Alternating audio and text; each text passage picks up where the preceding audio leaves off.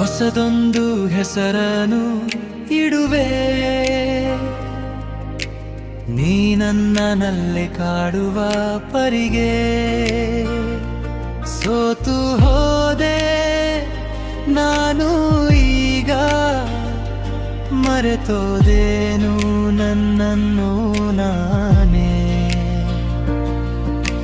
ಪ್ರೀತಿ ಅಂದರೇನೆಂದು ನೀನೇ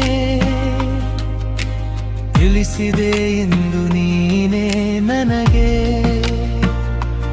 ಧನ್ಯವಾದವು ನಿನಗೆ ಚೆಲುವೆ, ಮಗುವಾಗಿದೆ ಮನಸ್ಸು ಓಲವೇ.